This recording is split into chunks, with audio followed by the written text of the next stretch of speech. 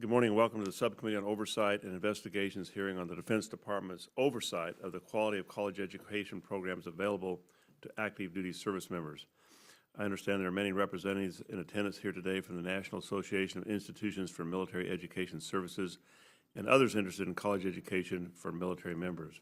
Since World War II, the Department of Defense has offered service members opportunities to pursue a college education during off-duty time. Education is important to service members and is often identified as a key factor in recruiting and retention. Also, in today's complex national security environment, a more highly educated force is important for the military and its ability to carry out missions. Congress is supportive of these kinds of programs. Traditionally, the Defense Department has provided opportunities by, one, allowing qualified colleges and universities to establish programs of military installations, and two, providing tuition assistance funding to help members afford the cost. Participation in the program has remained high for many years. In fiscal year 2010, the service has programmed about $580 million for tuition assistance, and even with high operations tempo and deployments, more than 380,000 service members will use tuition assistance. Over the past decade, however, there has been a dramatic shift in the way in which college programs are provided to military personnel. Colleges are still an important presence on military installations, but distance learning has recently become the predominant method of taking courses. Approximately 70% of tuition assistance goes to distance learning. Distance learning provides military personnel flexibility and portability. With a laptop and access to the internet, courses can be taken virtually anywhere and anytime. There has also been a proliferation of for-profit colleges which cater to military students. DOD estimates that more than 40% of its tuition assistance now goes to these for-profit schools. While most for-profit colleges adhere to the same standards as nonprofit and public schools, a variety of government and public interest organizations have raised concerns that some provide a lower quality of education, use overly aggressive marketing and recruiting practices, and have poor student outcomes. DOD and the services have had policies and processes in place to manage and oversee voluntary education programs for many years.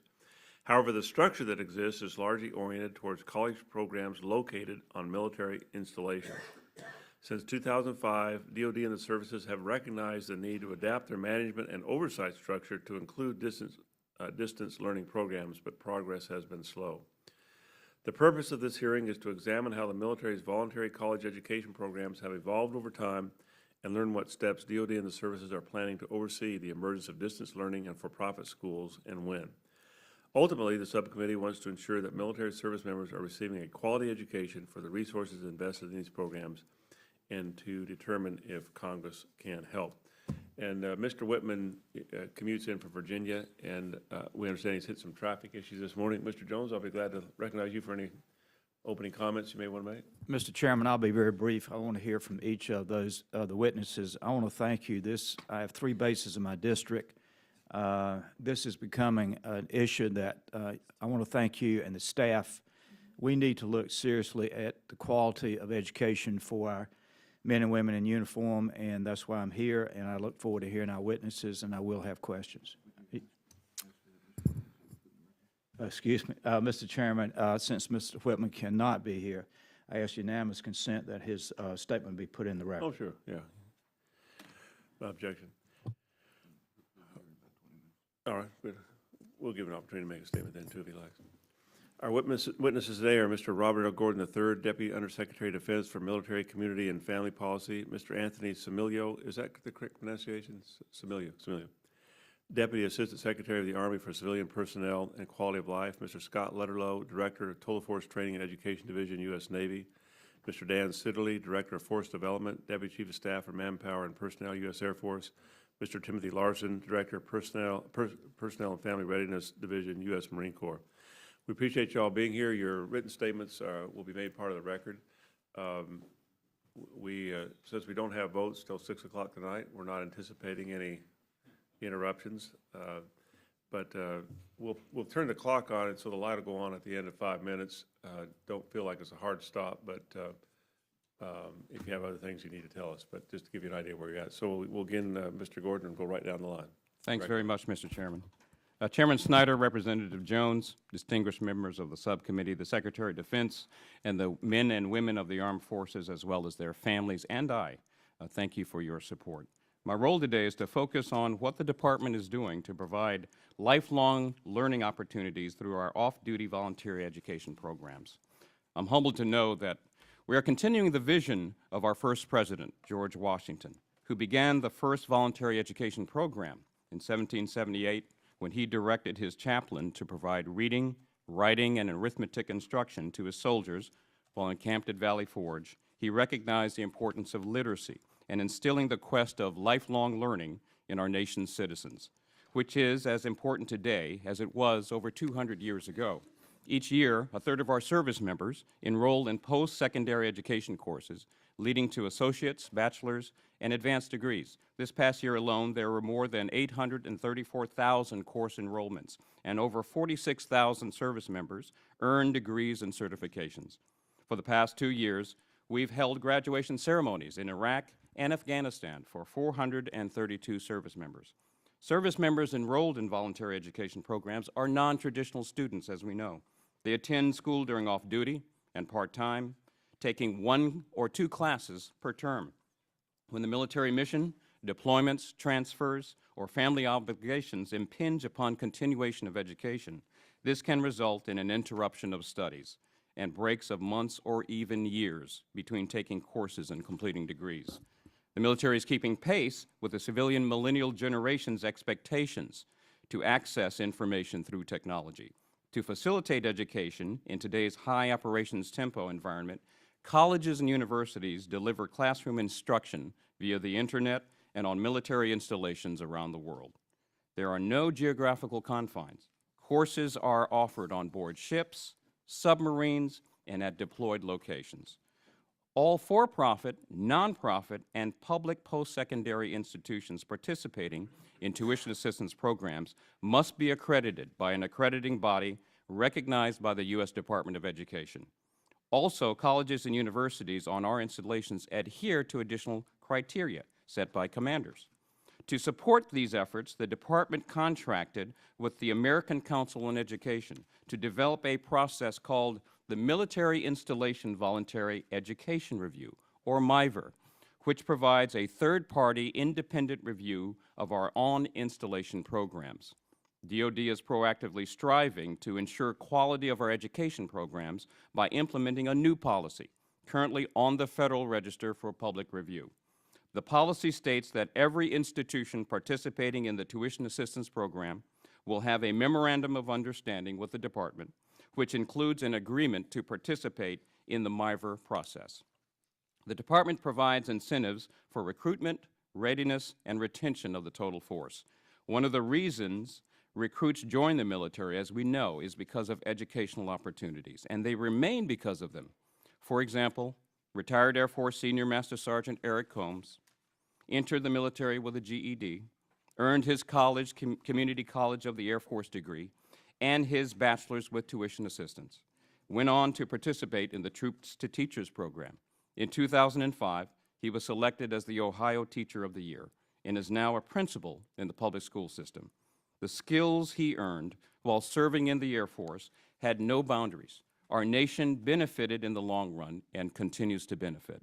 Thank you again for your support of military families and our military service members. None of this could have been possible without congressional support and funding designated for off-duty and voluntary education. I'll be happy to respond to any questions. Thank you. Mr. Stamilio. Thank you, Mr. Chairman. Mr. Jones, thank you for the opportunity to appear today to discuss the Army's voluntary education programs and services which afford lifelong learning opportunities for soldiers and their families. The knowledge, skills, and abilities acquired from such opportunities help to sustain the all-volunteer force and assist the Army in retaining its position as the world's premier land force. As a result of their educational experiences, soldiers become better critical thinkers and decision makers, which is absolutely vital to success in the world today, both on and off the battlefield.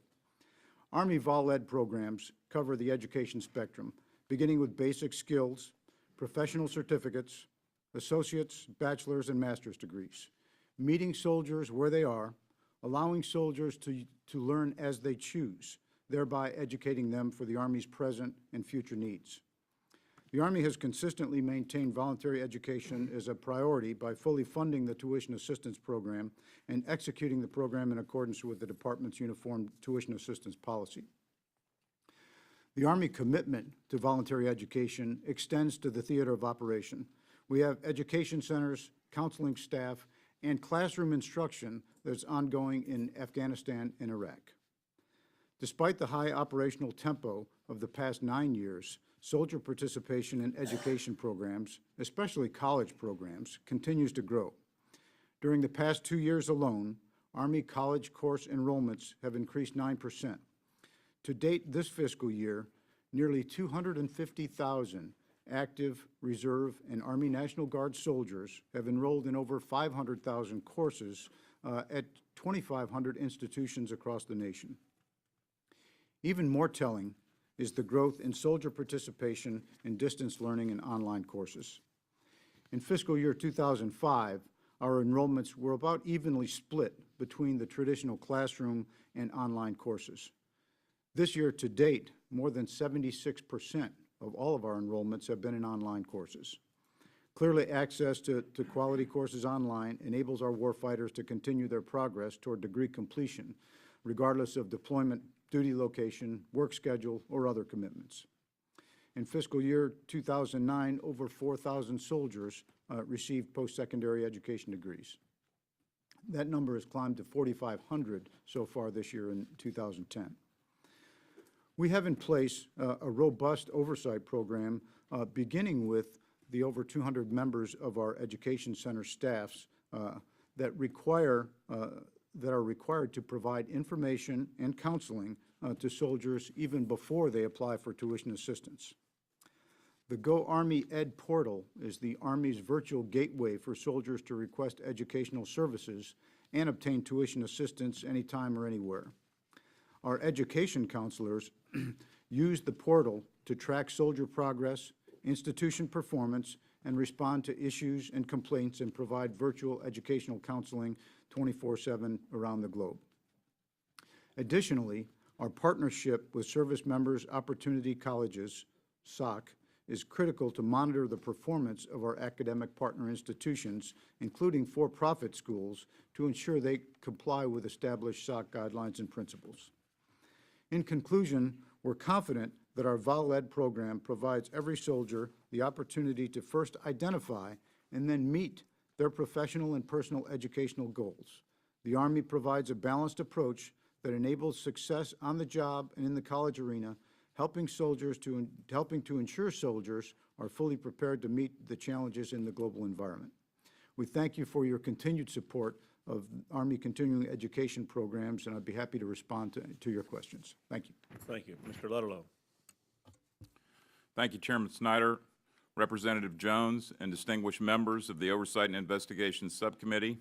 I am honored to have the opportunity to appear before you today to discuss Navy's approach to voluntary education. Our success is only possible through your continued support, and we are deeply appreciative.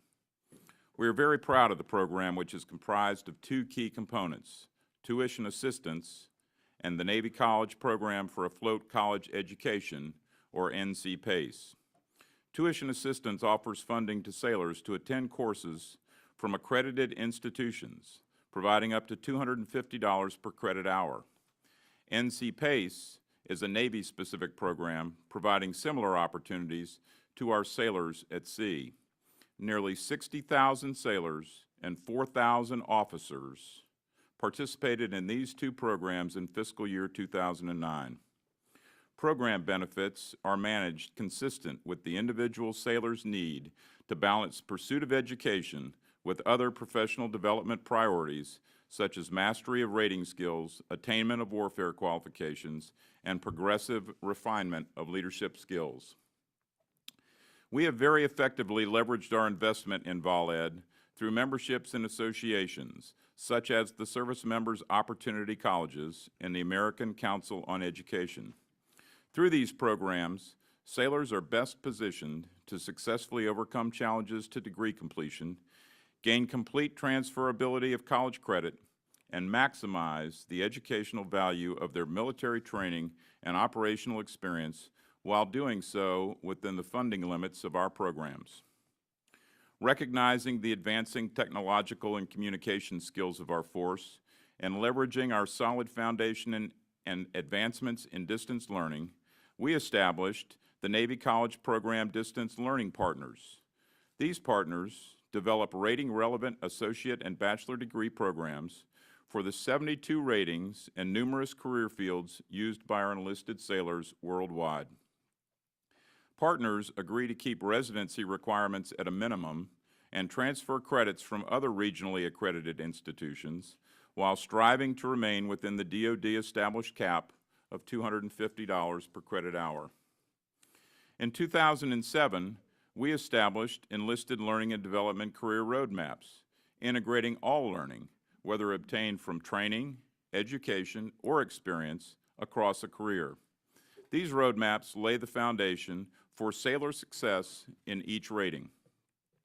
In the case of the Legalman rating, we have advanced the integration of training and education to the point where an associate degree in paralegal studies from an American Bar Association accredited institution is now granted at completion of the accession development process and is part of the job requirement. Educational opportunities like this offer potential to offset tasks traditionally performed by officers. We strive to ensure that every sailor who elects to enroll in off-duty education courses has a positive learning experience and satisfactorily completes those courses regardless of duty assignment. We are proud that we have provided sailors a means to complete their degrees regardless of location and to offer options that maximize their credits through training and job experience. We are confident that our voluntary education program provides every sailor the opportunity to take college courses in an environment where success is the norm. We provide a balanced approach that ensures success as a professional mariner and achievement of all their college goals. On behalf of the Chief of Naval Operations, Admiral Roughead, and our entire Navy, I thank you for your continuing support for the professional development of this fine force. Mr. Sitterly. Thank you, Mr. Chairman, Congressman Jones, Dr. Fenner, for the opportunity to discuss college education opportunities and the quality of education available to airmen. We face extraordinary challenges today, from growing our economy to transforming our energy supply, improving our children's education, safeguarding our nation, and more. We pride ourselves in promoting a culture of lifelong learning, not only as a way to attract and develop diverse top talent, but as a way to enhance our airmen's military careers. In fact, we can map the voluntary education courses our airmen take directly to our Air Force institutional competencies. Simply put, voluntary education has a direct mission impact. Equally important, we return our airmen to society and to the nation better prepared to face the extraordinary challenges I mentioned. Every Air Force base has an education and training office where airmen are counseled on military and civilian education. Each office also provides a college-level examination program that enables airmen to take advantage of lifelong learning and possibly shorten degree completion time. In addition, the Air Force Voluntary Education Center is an online resource tool. Air Force policy regarding military tuition assistance receives its authority from Title X and from policy guidance from DOD instructions. In fiscal year 2003, the Air Force implemented the DOD military tuition assistance uniform caps and ceilings, resulting in a 44% increase in enrollments. Even with decreased Air Force end strength and increased operations tempo, the number of enrollments has remained relatively stable. One reason, as Dr. Snyder, as you pointed out, is the high participation rate in the ever-growing distance learning delivery methods of education. This allows airmen with demanding work schedules and frequent moves and deployments to learn and to progress toward degree completion more easily. When it comes to quality, the key decision point for authorization of tuition assistance is the accreditation of the school. If the school is accredited by an accrediting agency recognized by the Department of Education, tuition assistance can be authorized when other eligibility is met. Air Force policy provides specific guidance regarding access to Air Force bases by school representatives. Specifically, guidelines impacting the voluntary education community are in an Air Force instruction on commercial solicitation on DOD installations. The Air Force has a policy of neutrality regarding schools. We neither endorse nor discount any accredited school. The diversity of thought that comes from learning across a wide range of schools is valued. Ultimately, the airman, with proper counseling and degree planning, makes the final decision of the specific school and program to pursue.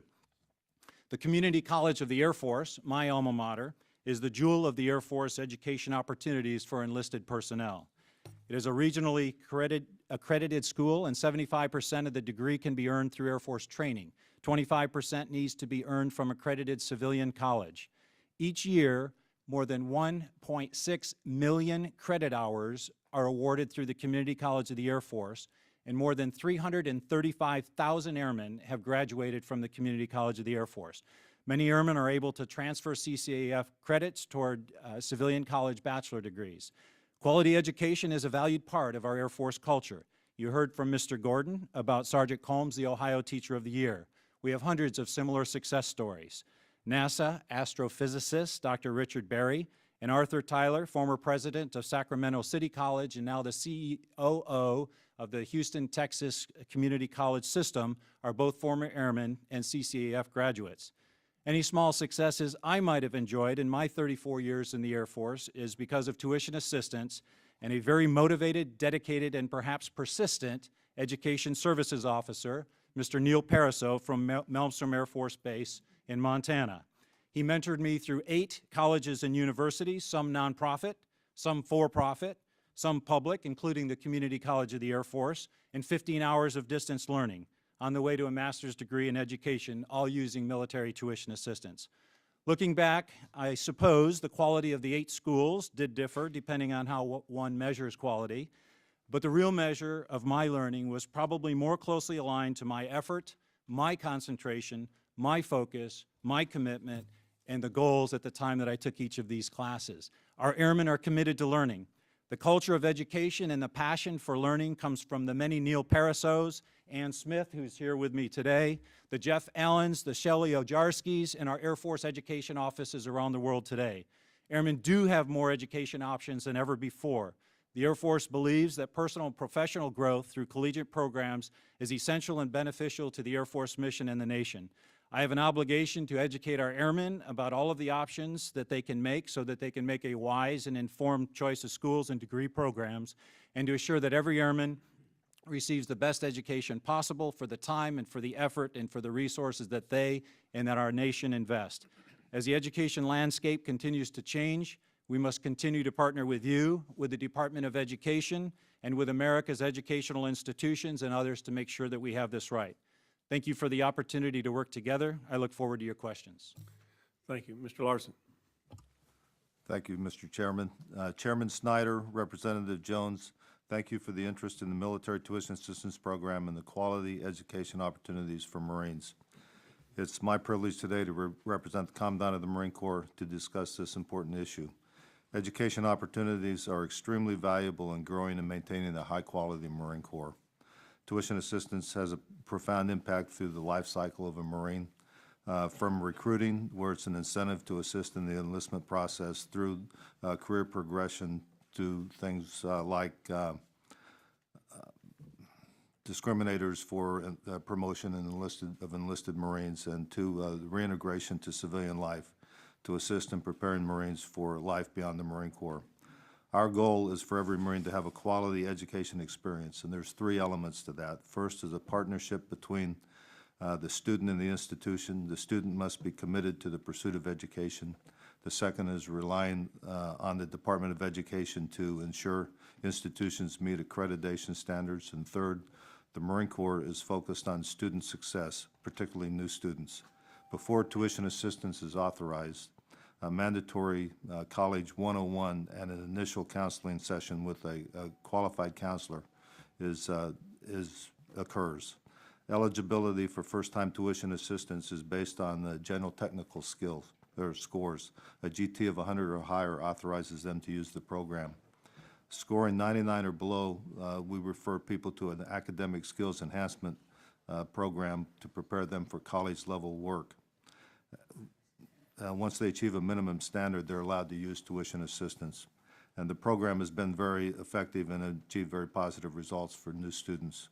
About 80%, 82% of the Marines successfully complete their first course, and requests for waivers or due to failure or incomplete coursework has decreased about 40%, from about 1,100 in 2005 to about 700 in 2009. Protecting Marines from aggressive marketing is important to unit commanders. The installation commanders have the primary responsibility, and they take that responsibility very seriously. Issues that are raised are given a critical review, and then, if warranted, a local IG investigation is conducted. What's important is the opportunity for Marines to opt out of the program or unsubscribe when they're no longer interested in the program. We appreciate the subcommittee's interest in tuition assistance and quality education opportunities for Marines, and we look forward to your questions. Thank you.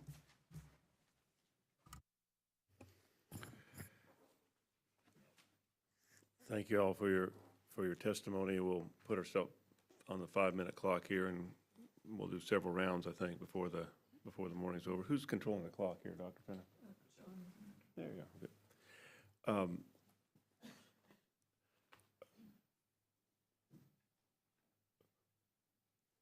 Is there more to the fairly rapid increase in online learning than just convenience? Are there any factors out there that concern you, that it may be more than convenience in terms of quality issues of the education? Maybe we'll start with you, Mr. Larsen, just go the other way this time.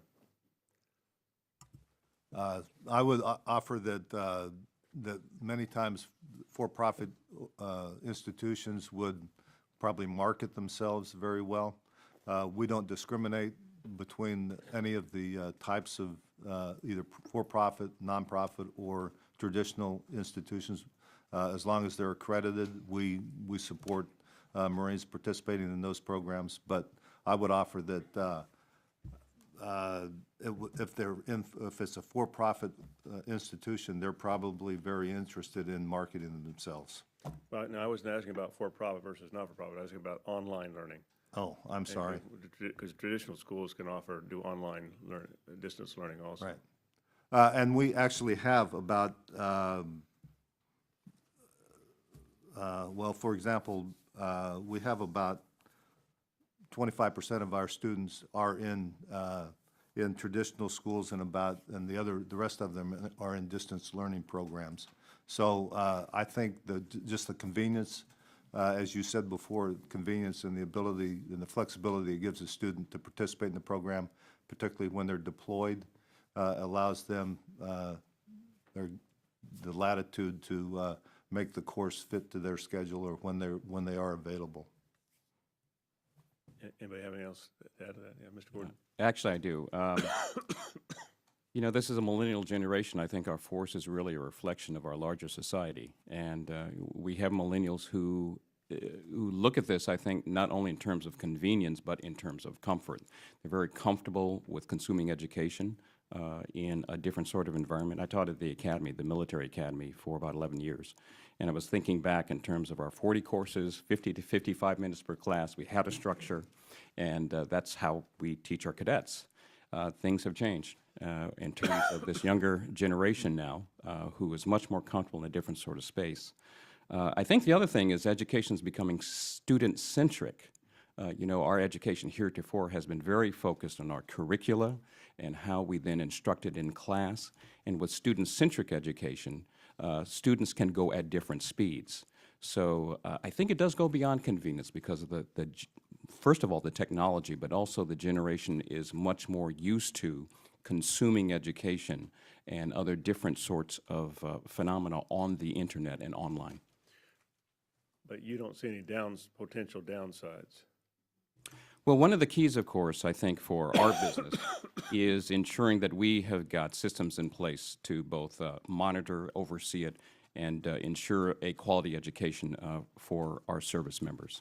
And I think the first step to that is what we've been doing in the past, which is ensuring that any institution, whether they be online or brick and mortar, be accredited by the Department of Education. One of the differences today, though, is we used to have the MIVR, which was Military Installation Voluntary Education Review. And what is up for public comment now is MIVR, but we took the installation out.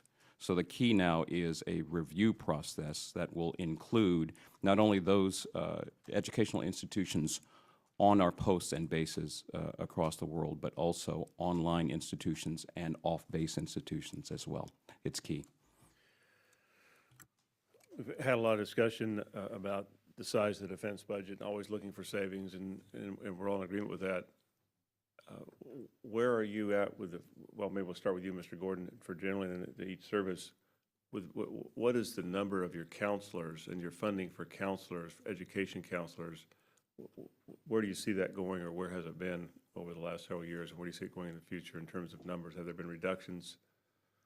Good question. I think we still need our counselors on our facilities and our installations across the country, but as some of my colleagues mentioned as well, more online counseling is available. The perfect example is our military one-source system, where our service members can go, our family members can to get some counseling basically on things such as education. But I think it's absolutely essential that you have the face-to-face counseling as well on our installations. The advantage, of course, of face-to-face is also those counselors on installations have the records of our service members. So while we can start, and we'll see, I think, an increase of online counseling services available, face-to-face is still very important, and I think we need to be consistent with that. And I'd like my colleagues to comment. Thank you, Mr. Chairman. When the Army launched the Go Army Ed portal, it provided an opportunity to free up the education center staffs from a bunch of administrative and ministerial duty. As a result of that, the Army took that opportunity to reduce the overall education center staffing somewhat. We probably went perhaps a little far in that regard, because our educational staff, education center staff is stretched right now. We still have coverage, but we have come to reaffirm the commitment that face-to-face counseling is absolutely important, and we're working within the Army to figure out how best to restore the right balance between automation, efficiency, and face-to-face counseling for our service members. Thank you for the question, Mr. Chairman. Actually, both questions I think are pretty important. I'd like to just go back for a second. While I agree with my colleagues, I'd like to add that what we're focused on primarily is sailor success, and that comes to pass in several different measures. First off, I'd like them to successfully complete that course. So we insist that they all have a college plan and that they all talk to a counselor, whether that be face-to-face or over the phone, before they engage in any educational opportunity. We've laid in some requirements for them to have completed some of their professional work before they embark on an education plan. We want them to successfully complete that course. Relative to distance learning, the initial indications are that the completion rates for traditional learning, traditional education, brick-and-mortar schoolhouse, are a little bit higher, about 90%, compared to the lower number in distance learning, 80%. We're still trying to understand exactly what that means, but that's one of the things that we look at and try and measure to understand the effectiveness of those programs. Now, would you repeat that for me again? Roughly 90% for our enlisted undergraduate degree programs. About 90% of our sailors, enlisted sailors, are completing those courses. It's roughly 80% for distance learning. So we see a little bit of a difference initially in the numbers that we're measuring there. Yeah. So we're keeping a pretty close eye on that to understand how that happens. Again, regarding success, another measure, transferability. We want sailors to be able to get their associate degree and go on to a bachelor's degree, transferring all of those credits that they've engaged in for their associate degree at the bachelor level and beyond that. So accredited institutions are important to us. Those are a couple of the measures that we have. We've carefully reviewed our counseling staff. across the nation and around the world. Keeping in mind that technology has advanced over the last decade or so to the point that virtual counseling is now well within the realm of possibility. We've established just this past year the Navy's first virtual education counseling center. 27 employees split between education technicians there to make sure all of the records are kept current, and 8 counselors who operate from 6 in the morning until 9 at night, offering counseling services to sailors around the world. That workload is picking up. We average about 150 counseling sessions per week, and that is keeping up. We've insourced our contractor workforce to civilians, so we're moving those contractors into the government service at our Navy College offices around the world. Thank you, Dr. Snyder. I'd also like to respond to the distance learning question for just a moment.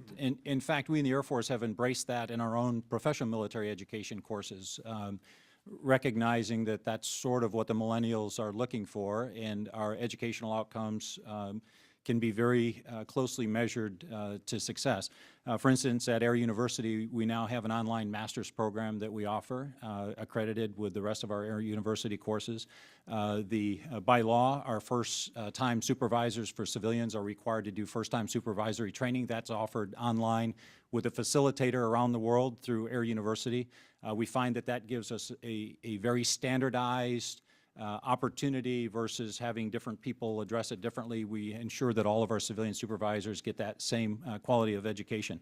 That said, I don't know that I'd want to go see a physician who only has ever done distance learning school, so I think there are some opportunity to do things the traditional way, but most of our students that are enrolled in voluntary education are taking business degrees, management degrees, computer psychology, and I'm comfortable that the quality of that education through accredited schools is very high. The counselors, we do have 82 education offices throughout the Air Force, and we have 2 or 3 counselors at each installation depending upon the size. And we have taken some reductions, but we've offset that with our online voluntary education office as well.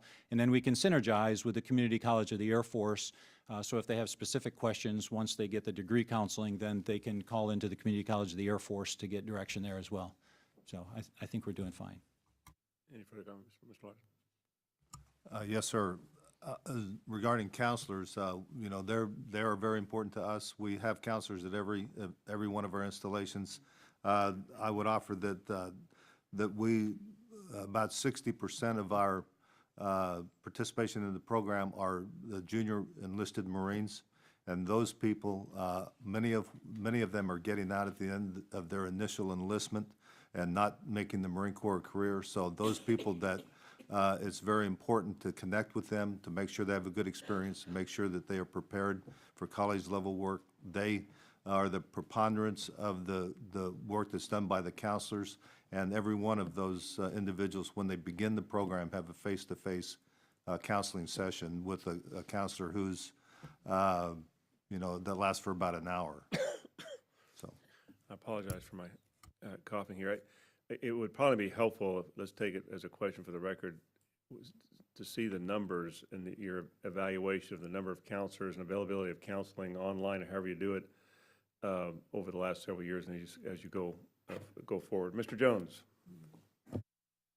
Mr. Chairman, thank you very much, and gentlemen, thank you for your presentation. I'd like to start my question with a statement and a reading from Bloomberg Business Week.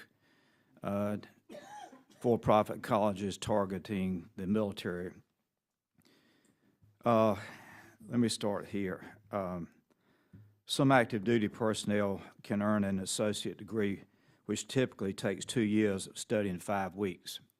I'm just going to throw out 2 or 3 points, and I'd like for you to respond. 3 American military universities, American Military University, Phoenix, and closely held Grantham, charge $250 a credit or $750 a course, which allowed them to receive the maximum reimbursement by U.S. taxpayers without service members having to pay any out-of-pocket tuition. Publicly funded community colleges offer classes on military bases for as little as $50 a credit. As the chairman said, we are in a terrible financial situation as a nation, and there are many aspects to government that we all know. I've had the opportunity to talk to several in the 3rd District of North Carolina, and we know that the military deserves every opportunity that the taxpayer can give him or her, especially in education. But when you see articles like the one in Bloomberg, or in Wall Street Journal has done a couple, I think, that in it does not help the program, because the taxpayer who's picking up the bill is looking at this and saying, is the soldier getting equal education?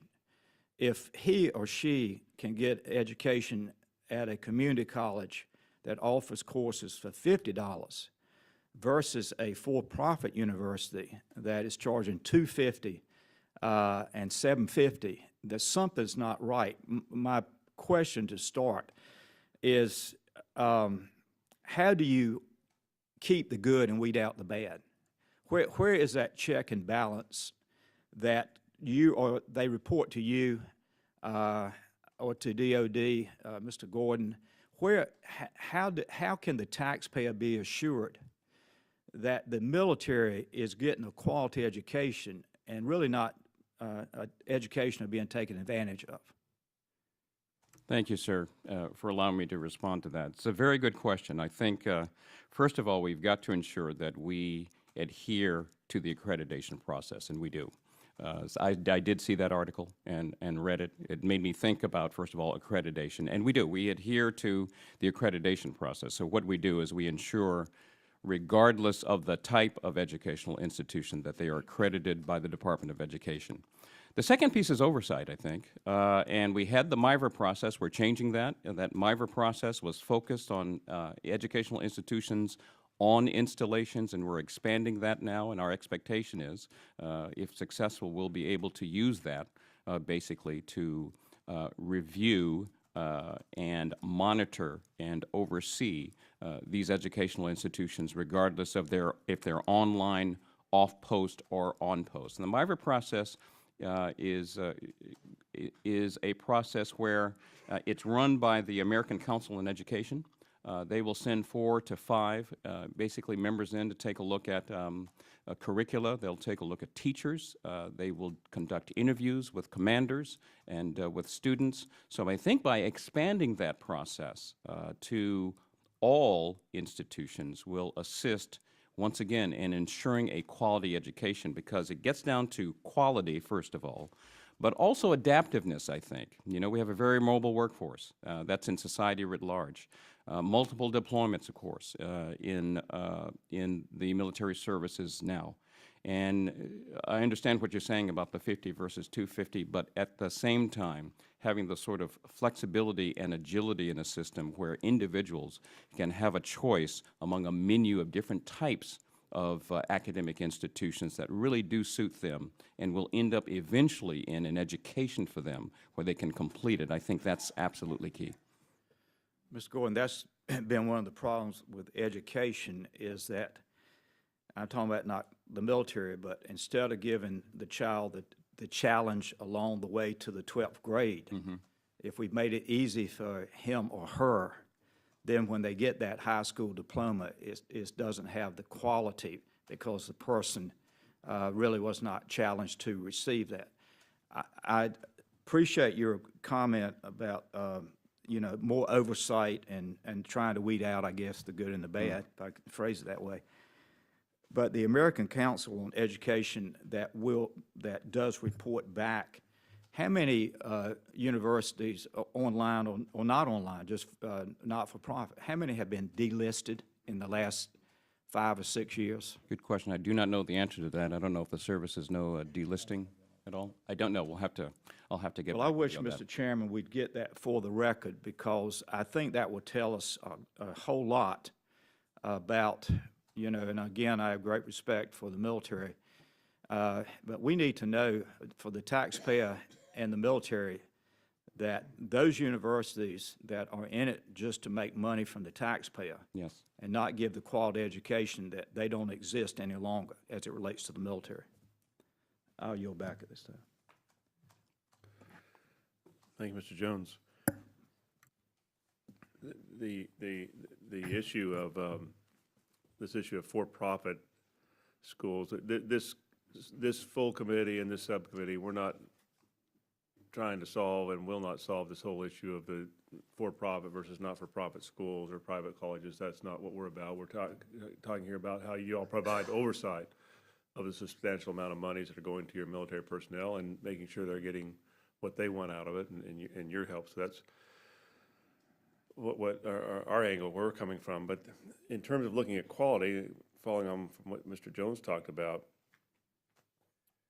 I don't think we have good employability numbers. My guess is you couldn't really tell us, well, we had a higher officer promotion rate if somebody went to a for-profit school versus not-for-profit, or went to a private college, you know, down the road versus online. I mean, I suspect you don't have the ability of throwing out any numbers, but in terms of employability in the private sector, that's can be hard to get at too. But in terms of loan default rates, there are some numbers there. In 2009, students within 3 years after leaving for-profit schools that had an associate degree had a default rate of about 23% compared to 15% at a public or non-profit school.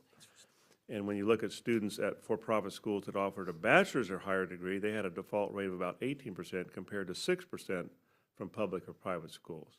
Now, I don't know exactly what all that means, but I think it means we ought to be asking some questions.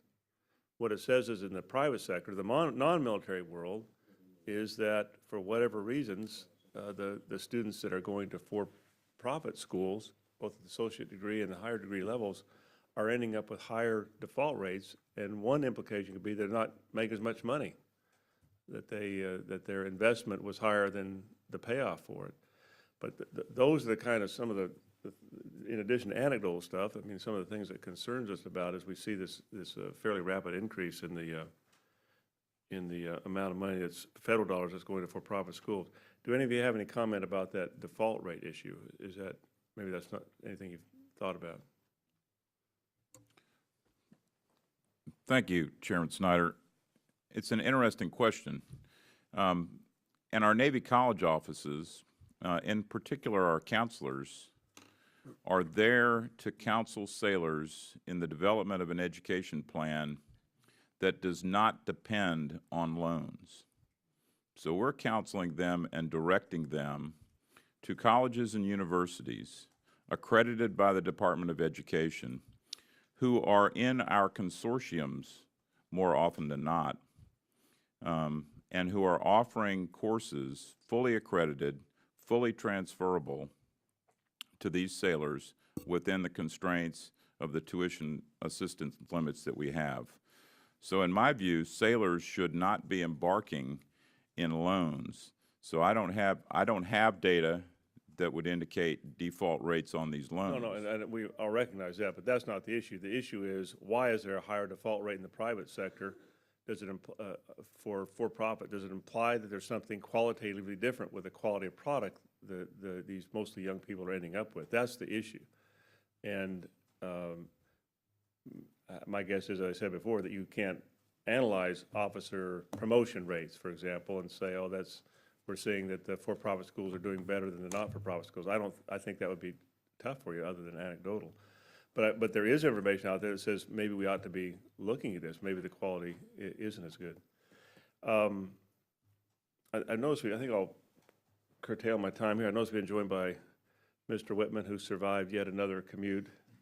In fairness to Mr. Whitman, there's really not a lot that goes on in this town at 8 o'clock in the morning. And so he doesn't have to get going this early very often. He's one of those few blessed members that gets to live at home. Mr. Whitman, if you'd like to do your opening statement, you're welcome to. We'll give you as much time as you want right now, if you just want to get, progress to some questions, whatever you'd like to do.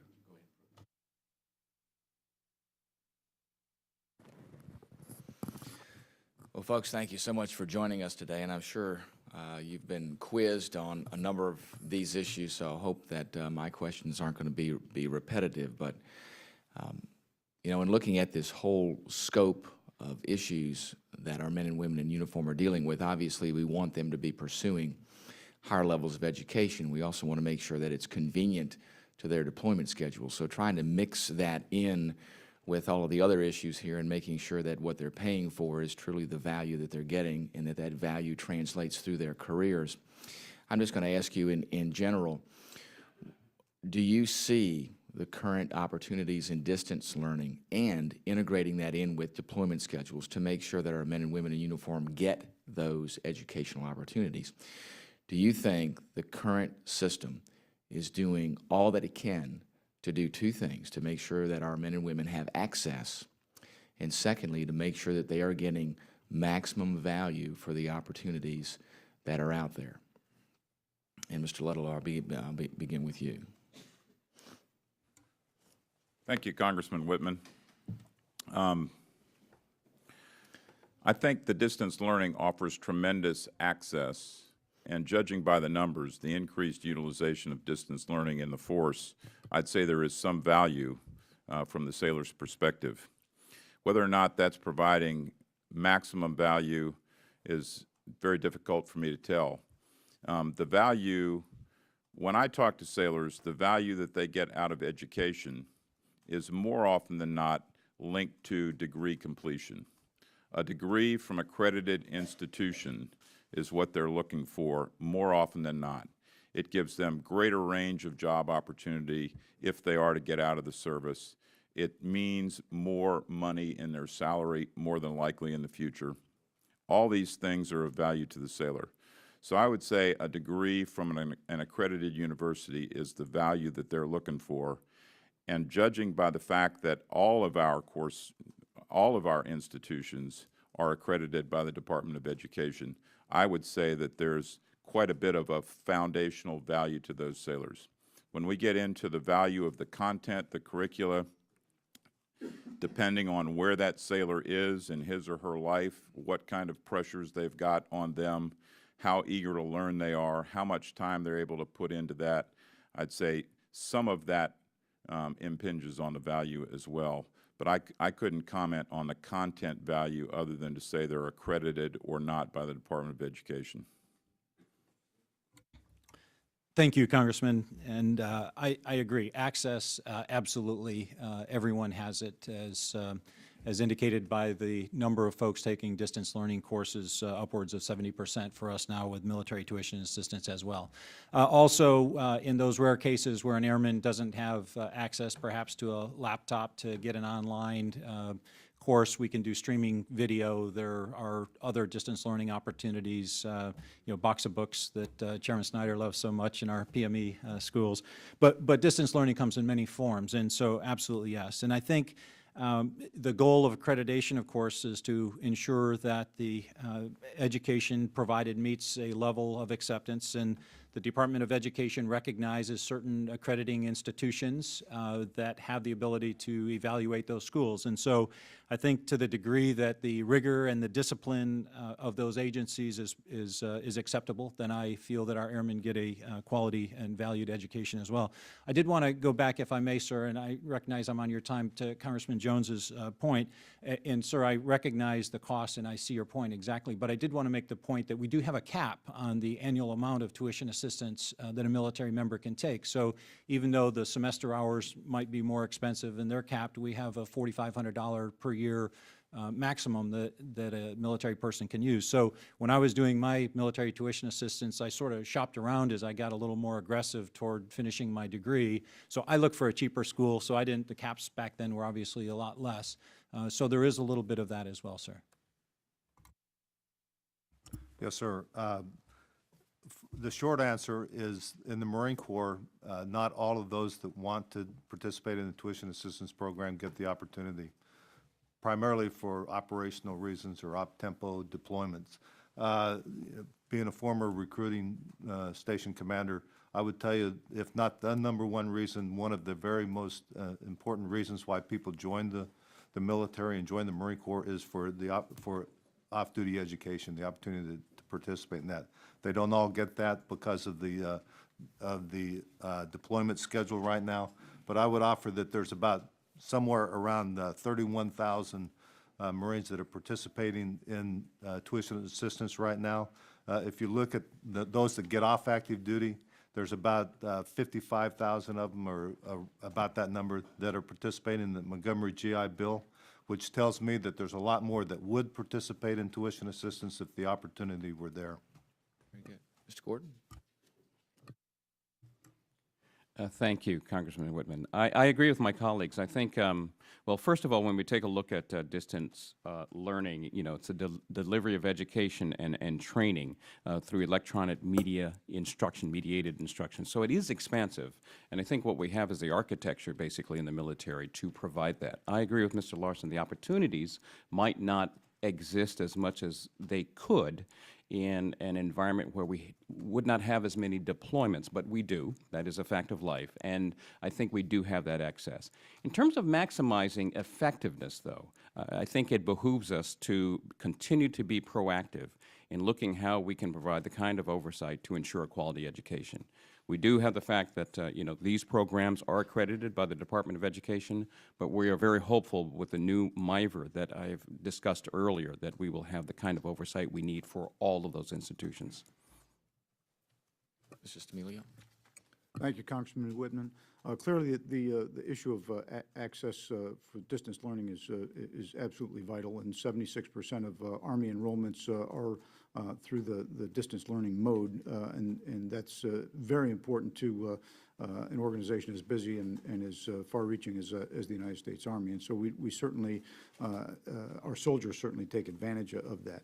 In terms of the value in the context of the overall growth of technology, as the Army has launched, excuse me, its integrated portal to administer the tuition assistance program. It also provides soldiers an opportunity to look at a course catalog, or actually multiple course catalogs from the 2,500 institutions that have committed to the Army that they will administer their programs in accordance with our needs and consistent with the SOC standards. So soldiers have a wide array of opportunities that they can pursue and do some cost comparison as well. And so in terms of value, we have set up the architecture and the system so that a soldier can plot out his or her collegiate future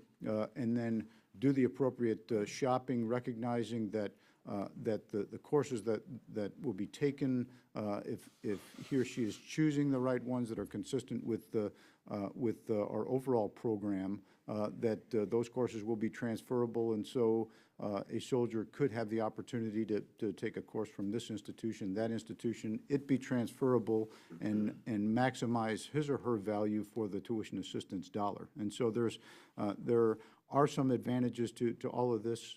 The other point that I'd mention is many of our in-classroom instructions, in fact, much of our in-classroom instruction relies on adjunct professors that come from the surrounding area. Now, in the case of a military base that has universities nearby, those adjunct professors are sometimes very easy to come by. In other locations, they rely on other adjunct professors. What distance learning provides is an opportunity for the institution to go find the best professor, the best instructor, and remote that instructor in a distant learning environment. And so the potential exists, whether the institution takes advantage of it or not, but the potential exists to actually get the higher quality instructor for the particular program that's being offered. Thank you. Mr. Jones? Mr. Chairman, thank you. I appreciate the answers from the panel to each, the chairman as well as ranking member. I want to go back and read a couple points, and then I'm going to make a statement and listen to you, and then I need to leave. We're going to have a classified hearing on rules of engagement today. Mike Shields, a retired Marine Corps Colonel and Human Resource Director of U.S. Field Operations for Schindler Elevator, the North American arm of Switzerland's Schindler Group, says he rejects about 50 military candidates each year, 50 military candidates each year for the company's management development program because of their graduate degree came online for profits. We don't even consider them. That is a tragedy. I mean, this is a man like yourselves who served in the military. I'm sure he'd rather hire a military retiree than not hire one. I don't know that because I don't know the man. Then another comment made, I guess, by a counselor. Some of these schools prey on Marines, he says, day and night. They call you. They email you. These servicemen get caught up in that. Nobody in their family ever went to college. They don't know about college. I hope you are asking, I guess, again, for this recommendation as to how we move forward, meaning we, the American people. It seems like to me that we have had a system, and this does not blame anybody sitting at the table, but we've had a system that really seems like it's not as well controlled as it needs to be, because I cannot imagine if I was a Marine or soldier, sailor, airman, whatever, and I decided I wanted to better myself and go get online, and I don't know Phoenix University from Duke University. Let's say that's the type of person, okay? And I don't know a thing about Phoenix. I just happen to see the ads all the time. That's the only reason I'm using them. They might be the best in the world. But anyway, so I decided that I'm going to go. I keep getting these calls. I get these emails, and, you know, I'm just going to take one course, that's all, from this for-profit. And then I find out if I do complete the course that I don't have an equal opportunity to that person that went maybe to a small school. Now, I'm not talking about the big schools, but a small school. And I hope that the Congress of next year, whomever's sitting here next year, that we will work with the Department of Defense, because in my humble opinion, and I'm basing a lot of this on conversation back on some of the bases that I represent, we've got a situation here that the taxpayer's dollar is not being well spent, and even more seriously than that, to me, is that person in the military is not getting a quality education, and when they get out of the military, they're going to find out that what they thought they had that would help them open a door will not open a door. That's a tragedy. Mr. Chairman, I guess if nobody's going to answer, I'll just... I'd be happy. Thank you, Congressman Jones. It's, you know, it's interesting looking at society writ large right now and the emergence of online education. As I said, I read that article before, and I looked at that comment, and I think you're right. We have to ensure quality education for our service members. What we don't know right now is the degree to which our society, our commercial sector, values an online education. So I'm not sure if that comment is a result of it was an online education, therefore we don't hire them, or, you know, the quality was not sufficient and therefore we don't hire them. This is, I think it's a new day that we're still growing in terms of this online education process. I do know that what we are better understanding is that we all learn differently, even in this room. And whether the delivery system is a brick and mortar system or an online system, I think for our service members, being able to map on a certain sort of educational delivery system that better matches how they learn is something we can give them a great opportunity to do. But as you said, the key is ensuring that sort of quality. And I think first with accreditation, but with this change in MyVerse, so we can take a look at all those institutions and ensure our commanders and our installations also have a part of the process, we can ensure that quality education for our service members. Thank you. Yes, sir. Yes, sir. If I could, Congressman Jones, we have one of the Marine Corps installations that's in your district. We have an example of where we have one of the educational institutions that was considered not of value by the local commander. We have barred them from the base, from conducting business on base. So it's very difficult when you put the onus on the individual installation and the individual education services officer to make a determination to bar somebody And then that's done at one installation and not done across the board at other installations. So I think we need not only to put it at the local level, but also we need to make sure that those institutions are accredited and are of value, and make sure that they do provide the Marine or whatever service member the value of education that they're looking for. But we do have a couple of examples where we have shown that it's not of value, and we have taken action to prevent them from conducting business on installations. Good. I yield back, Mr. Chairman. Thank you. Aren't there about 7,000 schools that participate somehow in the tuition assistance program? I mean, it'd be a very difficult challenge to expect you all to somehow analyze all the coursework, and I'm sure that departments vary from within the same school, and I think you all are having to grapple with a societal issue here on this topic, but you have a special niche. I want to ask about the 90-10 rule, which I didn't really know much about. I thought the 90-10 rule had to do with how much a local government had to put up after a tornado to get FEMA cleanup monies, but this is a different 90-10 rule.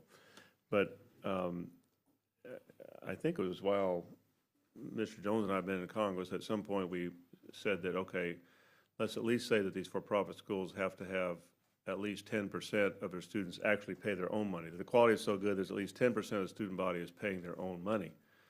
And so up to 90% can be federal, Title IV federal dollars. But here's where you all come in. Tuition assistance doesn't count in the 90%, it counts in the 10%. So I'll make this up. Theoretically, there could be a school out there that has, 89% of its students getting Title IV monies through Stafford loans or Pell Grants, and 11% tuition assistance, so they would be 100% federally funded because your students count in the private side of things. Now, that's concerning. That's concerning because then you would have a school that every taxpayer in America is paying into, and yet they may not have any or just very, very few students that actually have looked at the quality and think it's worth me putting up my own money for. And I don't know how we grapple with that. I guess, I don't know if that's an oversight or what, but it seems like if the 90-10 rule means anything, and maybe it doesn't, it's kind of a roundabout way of getting equality, I think. But if it means anything, then it just doesn't make any sense to me why federal military tuition assistance isn't counted as part of the 90%. Do you all have any comments on that? Is that something you all were familiar with? It got real quiet here. We're familiar with it, but that's it needs clearly to be beyond. taken a look at, yes. That's not. Frankly, it's not your all's responsibility. I mean, these are issues we're dealing with that are really not the job of the Secretary of Defense to sort through, or the Chairman of the Joint Chiefs. But they are issues that you all are involved in, and that may be one of the reasons why you're seeing such some predatory behavior out there, or what you described, Mr. Larsen, as very aggressive techniques. It may be that some schools need to keep these numbers up, otherwise their balance is thrown off under the 90-10 rule. The issue came back, Mr. Lutterloh, when we were talking about loans versus tuition assistance, and we all know we're talking about tuition assistance program. I remember this is in my olden days, right after I got out of the Marine Corps, and I had dropped out of college after 2 years to join the Marine Corps, got out, and while I didn't smoke, somehow I ended up with a matchbook with an offering for a heavy equipment operator school.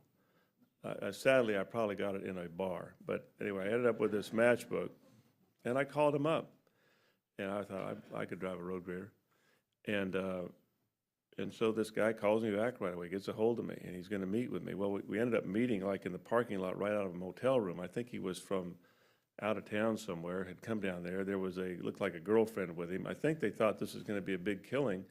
And you talk about aggressive sales techniques. I mean, it was, he was just saying, you can always change your mind. It's not going to cost you anything. He used the phrase Uncle Sugar several times. Uncle Sugar, no problem. Well, I didn't sign up for it. But later on, I realized that this is the GI Bill, that I only had, I think at that time, like 2 opportunities to change my program. Well, if I had signed up for that and dropped out, that would have been 1. So if I decided to change my mind and not be a medical student, I mean, it was taking away an option, and yet it was like it was a free ride. But I would have had no skin in the game.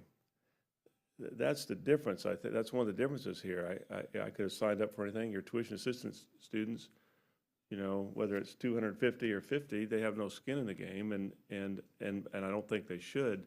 But that does put more responsibility on you all to monitor quality. I mean, I suspect you don't get many complaints of people coming back and saying, I was really hoping I would study more. You know, I was really hoping I would have to stay up later at night and do my homework because of the rigor of the tests that were coming up. I suspect most people don't come to you and say we were lacking rigor.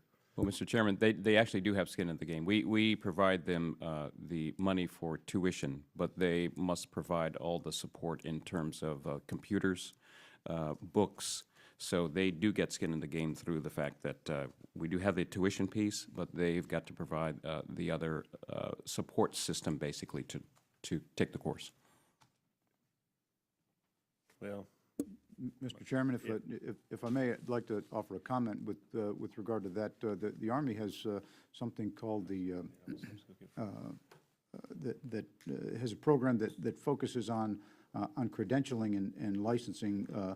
A program much like what you discussed off the matchbook cover, and the focus on this is for the soldier who's probably not going to pursue a bachelor's or a master's degree, but needs a professional certification, perhaps as a heavy equipment operator, perhaps as some other certificate program, and through the Army Education Center, the soldier can come in, get the appropriate counseling, get the appropriate credit for the training that he or she already has toward this particular certification, and then links the soldier with the appropriate institutions that are fully accredited, that have the same kinds of controls as the rest of the tuition assistance program. So it's not write us a check for $5,000 and we'll send you your certificate later. It provides for credit hour checks and balances that the education counselor can check progress, but also provides for the appropriate credit for the training that the soldier has received, with the ultimate goal for the institution, the educational institution, to fill in the gaps with that required training that will allow the soldier to get the certificate that he or she deserves. So we've got a program in place that works that. The management controls are in place so that it's pretty effective in terms of both outcome and investment. one comment, I'll go to Mr. Whitman, Mr. Gordon, in response to your thoughts about books. That, as you know, there's no requirement that the schools charge for books, and as you probably know, some for-profit schools waive book fees. Yes, they do. Yeah, so in the spirit of completeness. Mr. Whitman? Just one overall question. I know as these for-profit universities obviously expand into meeting this need, I think the concern is that there is a diversity of opportunities there, and if the not-profit, publicly supported institutions begin to wane in their activity in supporting our men and women pursuing degrees, if that opportunity wanes, my concern is where does that leave us in the future? Does that actually create less access because it's getting focused into a smaller number of universities and institutions? So I just was wondering if any of you all have a comment about how do you make sure going into the future that we still have the variety of opportunities, including a very robust opportunity within our public institutions for our men and women in uniform to pursue degrees there. Mr. Gordon. Thanks, Congressman Whitman. I think, you know, as I had mentioned earlier, this is a new day with real opportunities potentially online for our society writ large. So as long as that demand, I suspect, is out there, we'll continue to see the expansion of those sorts of opportunities. And I really think the key is ensuring, you know, of those sorts of academic institutions that are available, that our service members have access to the ones that provide them that valued education. You know, we've been talking a lot, I think, about almost silos of you know, online versus brick and mortar, but a number of institutions have both. so that our service members can combine an online and a brick-and-mortar education as well. They can actually go to some classrooms. We have some downrange education centers as well that are both brick-and-mortar and online. So I think we're seeing these trends. I suspect that they will continue. I think the key for us, though, is ensuring that quality education. Sir, if I could offer, in the Marine Corps from 2005 to 2009, the for-profit enrollment has increased from about 6,500 to about almost 11,000. So it hasn't quite doubled, but it significantly increased.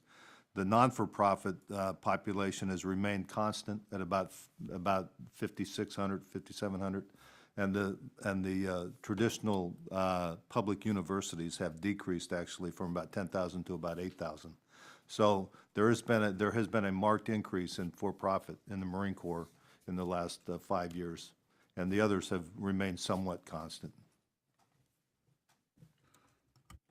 Representative Whitman, from a Navy perspective, the for-profit schools certainly have increased. Distance learning has increased. But our not-for-profit institutions have also increased. And I would say that across the board, distance learning in all three segments, whether it be for-profit, not-for-profit, and public, distance learning continues to increase as a segment of those populations. So we're seeing distance learning on the rise across the board. And it's not just for-profit schools that are increasing. Not-for-profit schools as a percentage of our population is also increasing. It's the public that's had a little bit of a decrease, and it's only marginal. Depending on how long you look at that, you see that data going up and down. And we're looking at the top 50 institutions, which comprise about 85% or so of our TA expenditures. When we look at the rest of the schools, most of those are public institutions down below there. And when you add those in, I think the numbers might be a little bit more normalized. Mr. Whitman, if I may, thank you. Our trends are really pretty consistent with what my colleague in the Navy said. I guess if I understood your question correctly, the real thought is strategically or societally, where does the nation plan to be with regard to our mix of for-profit, nonprofit, and private institutions? And clearly, the investment that the federal government makes through the tuition assistance program is a component of that, but we're just less than 1% of the overall population, and so I believe that a big important question of this is obviously the quality that we monitor very carefully through our accreditation process, but then the overall societal acceptability of institutions is really one that's at issue here. We certainly want soldiers to have the appropriate opportunities to pursue whatever educational goals that they have, but as you and Mr. Jones have stated, it's critical that all of that work and all of that investment translates to a credential that is acceptable by society and by the private sector. I'm not sure how the services can attack that other than to absolutely stay tuned, absolutely be vigilant with regard to our pursuit of quality controls, but also to make sure that we're within all of those parameters, providing soldiers opportunities that they can pursue the educational goals that they're looking for. Thank you. Thank you for the question, Mr. Whitman. We are so proud of the Community College of the Air Force, and it gives us that diversity of thought, that diversity of education that you mentioned. The Community College of the Air Force is, in fact, the largest community college in the Air Force. As I mentioned earlier, 1.6 million credit hours per year. If an airman goes to an aircraft maintenance technical training, those instructors there are all certified. They have CCAF, or 90% of them have CCAF degrees. The other 10% are working on them. And so they get a certain number of hours for that. If you go to the NCO Leadership School, that's accredited. If you go to any other enlisted training, I think we have 104 now, various facilities around the world that are accredited through the Community College of the Air Force. So 75% of the requirements to get an associate degree can be done directly through the Community College of the Air Force. So I'm confident that we'll continue to have that diversity in education in the Air Force for many years to come. They were just recently recertified, reaccredited, and I think we have nine years until we do it again. Thank you, gentlemen. I think the challenge for all of you all is making sure that folks across the service branches develop a greater understanding of the academic rigor throughout all of these opportunities so they can make a choice, and then they understand the investment that they make, not only in the dollars they receive through the GI Bill, but also their own personal investment in time and what that's going to result in. So I think that's the challenge going forward, is making sure that they understand the differences between those institutions. So, thank you, Mr. Chairman. I yield back.